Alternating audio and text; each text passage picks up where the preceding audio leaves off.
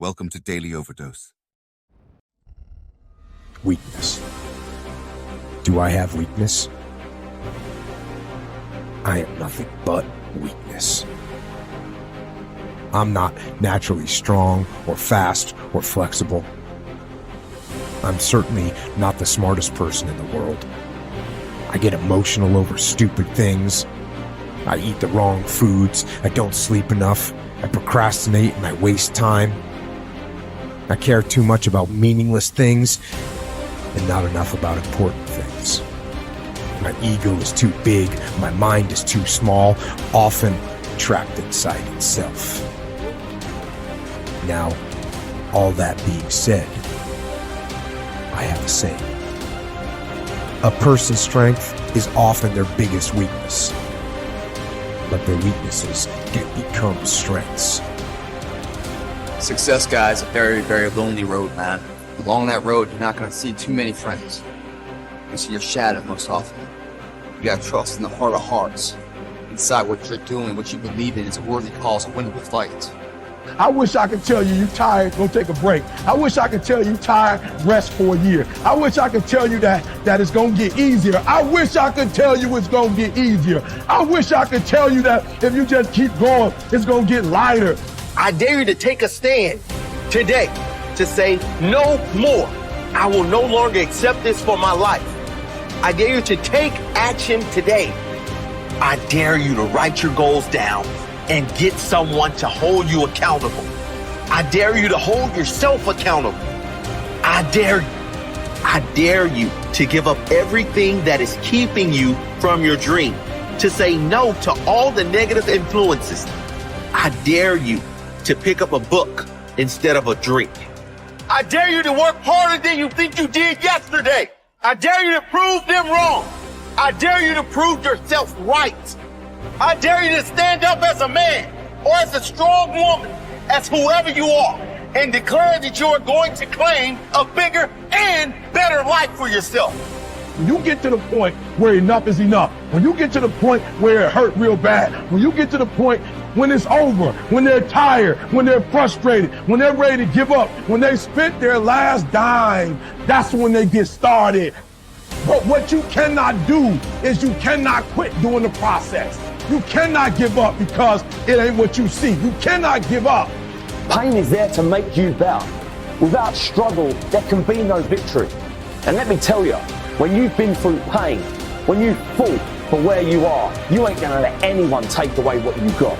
When you've earned it and paid your dues and suffered and failed, been hurt and been down, and you get back up, when pain and struggle comes to face you again, you look it in the face and stand it down. Because you've been through too much. You're too strong now. Everything that has happened to you up until this point has made you who you are. And it will continue to mold you into who you will be. How do you overcome the suffering of life? Be a better person. That's how you do it. Well, that's hard. It takes responsibility. And I think, if you said to someone, you want to have a meaningful life? Everything you do matters. That's the definition of a meaningful life. But everything you do matters. You're going to have to carry that with you.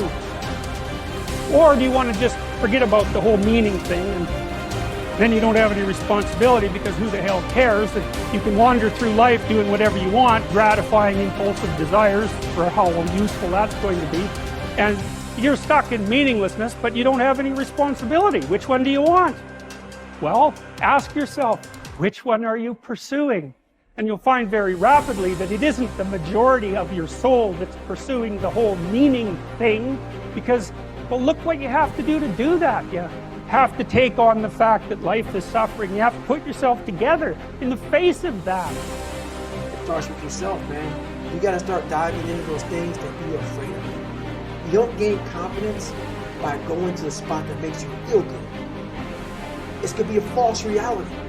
And the second life gives you that challenge, all you want to do is go back to what made you confidence or what gave you confidence. Is that happy spot? No. What gives you confidence, what gave me confidence, was spending years at a kitchen table trying to learn how to read and write on my own. Realizing I can't learn the way you learn. I can't. But I can learn. What gives you confidence, not being afraid, is overcoming the fear. I used to stutter severely bad. So right now, I don't know how many people are going to watch this. You know what gives me confidence?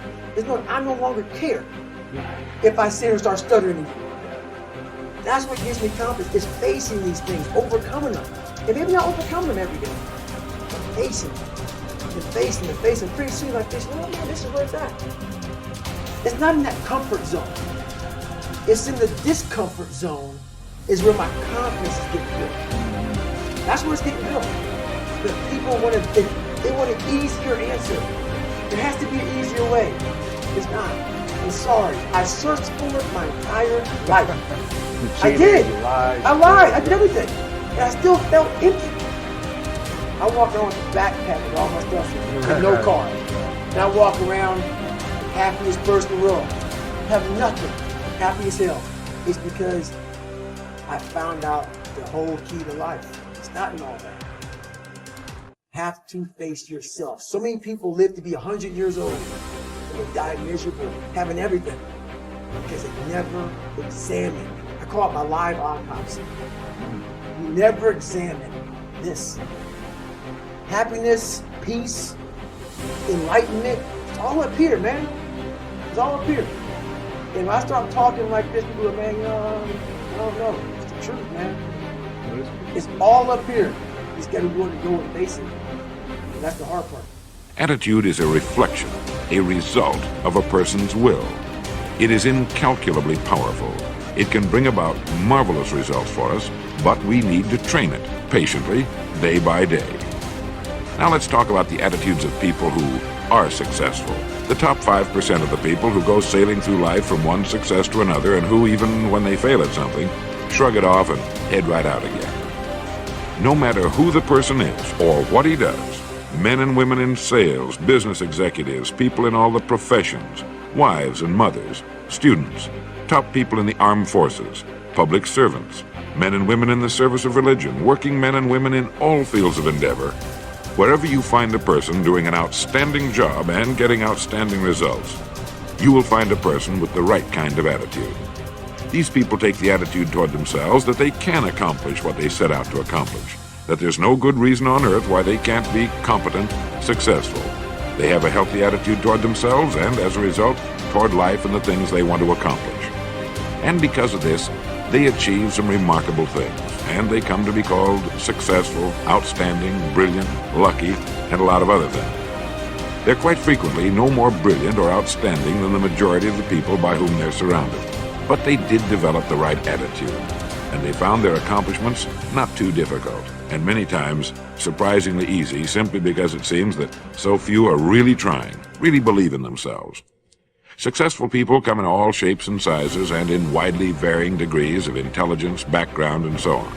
But they all have one thing in common. They expect more good out of life than bad. They expect to succeed more than they fail. If you want something worthwhile, take the attitude that there are a lot more reasons why you can have it than there are that you cannot, and set out to earn it. Go after it, work at it, ask for it, and 9 times out of 10, you'll get it. Our environment is really a mirror of our mental attitude. If we don't like our environment, we have to change our attitude first. Your ability and willingness to discipline yourself to accept personal responsibility for your life are essential to happiness, health, success, achievement, and personal leadership. Accepting responsibility is one of the hardest of all disciplines, but without it, no success is possible. The failure to accept responsibility and the attempt to foist responsibility for things in your life that make you unhappy onto other people, institutions, and situations completely distort cause and effect, undermine your character, weaken your resolve, and diminish your humanity.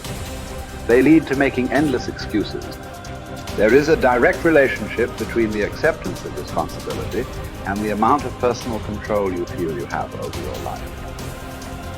This means that the more you accept responsibility, the greater sense of control you experience. There is also a direct relationship between the amount of control you feel you have and how positive you feel. The more you feel that you have a high sense of control in the important areas of your life, the more positive, and happy you are in everything you do.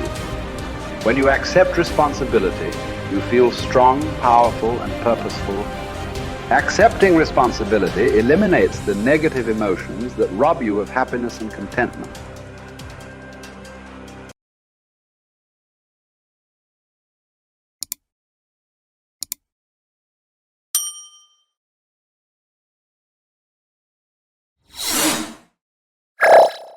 Thank you for watching our videos.